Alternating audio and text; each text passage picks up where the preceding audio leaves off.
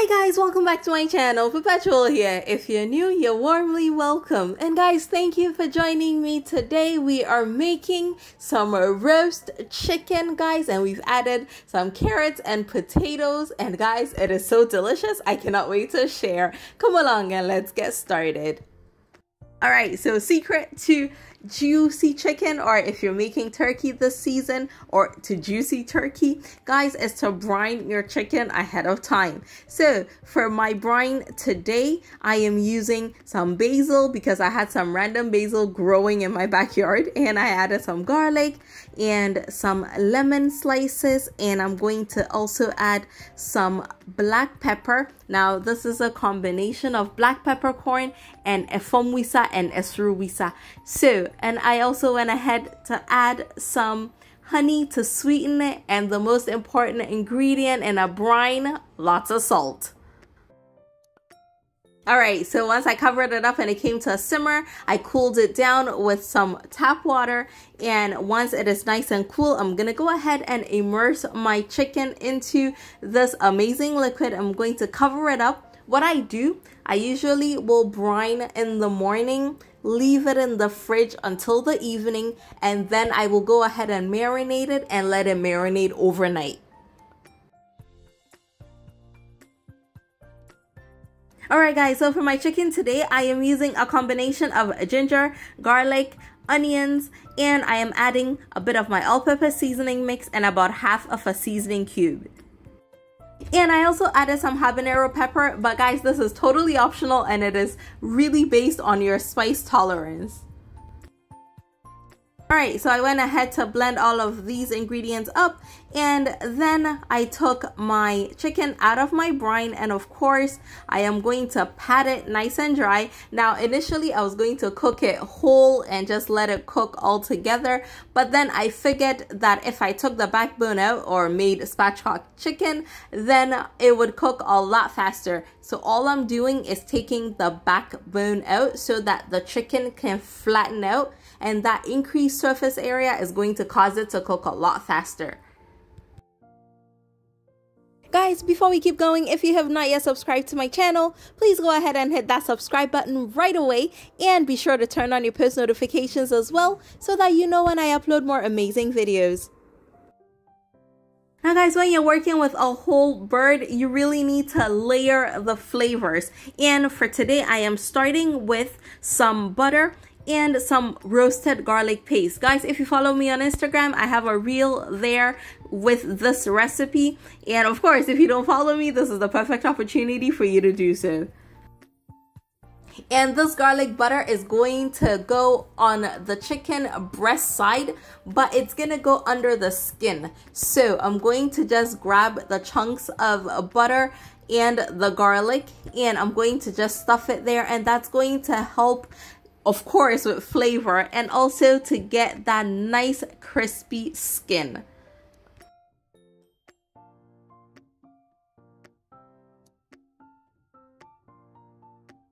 Alright, so after that, I am going to go on with my wet marinade. I am putting about 3/4 of the amount that I have. Of course, I'm going to put some on the front and the back, rub it in really well, and then I'm going to get this to marinate. Alright, so what I like to do is just poke a few holes in the chicken as well, just so that the marinade can really get into all the layers. And I really give it a good massage so that, again, the flavors really get into that chicken. And the longer you're able to marinate it in the fridge, the better it is. Alright, so for my chicken today, I am adding some potatoes and some carrots. And guys, it is a perfect meal. It actually cooks quite easily because you can just set it and forget it kind of thing. And so I am adding some potatoes, and I will also be adding some carrots and some onions as well. In terms of the vegetables, you want to just cut it to your desired size. I like to keep it quite large so that it cooks at the same time as the chicken. And yes, for my potatoes, I do leave some of the skin on because I do like that texture, but of course you can do it however you like. Alright, so for my vegetables, I had some of the garlic butter left over, so I tossed those vegetables in there. Nothing goes to waste here, and of course, it is important to season everything that you're doing at every stage. So once the vegetables went in nice and flat or evenly, I went ahead to add my chicken, and of course, when the chicken is grilling, all the extra juices will get into the vegetables as well. So definitely extra flavor there too. And your girl loves her black pepper, so I am just getting a little bit of that onto the chicken directly just before it goes into the oven.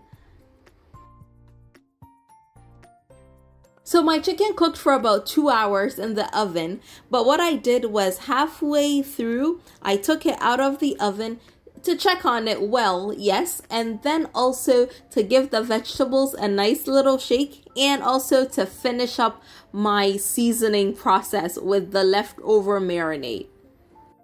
Now guys, I love sweet and spicy together, so I have about a tablespoon of barbecue sauce for that sweetness and of course a bit of color, and also my leftover marinade that has the pepper, ginger, garlic, all of that good stuff. And I'm just going to brush it onto my chicken, and I'm gonna get it back into the oven for a good 30 to 35 minutes or until my preferred doneness.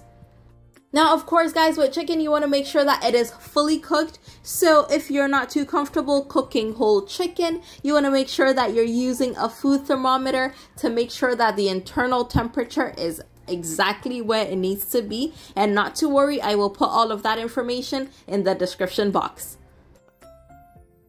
And my loves, our chicken is ready and it looks amazing. Now guys, if you're going for that rustic family style kind of styling for your Christmas dinner and you're making this, you are free to serve your meal directly from your roasting pan or dish like I am doing right here. And of course, you just have to clean around it a little bit more than I did, but it is a perfect way to serve it. Everybody can just have at it, and it is absolutely amazing. And guys, it is so delicious. Trust me. I love how juicy the chicken turned out, and I love the extra juices that are all around the vegetables. And guys, I love the fact that in one pot you literally have a meal. Of course, I served it with a little side salad, and guys, that is it. Like, you have a full meal in a matter of just a few hours, and you did not even have to put in that much work. Take a look at that potato. It looks amazing. And of course, I had to cut a slice of that chicken breast for you to look at how juicy that was as well. You guys know that chicken breast will dry up on you, but with this recipe, it really does not. It is nice and juicy and absolutely delicious. And of course, if you'd like to serve it up a little bit more upscale, feel free to cut up your chicken and serve it on a nice platter.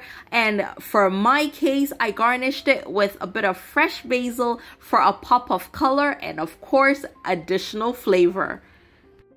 And my loves, that is it.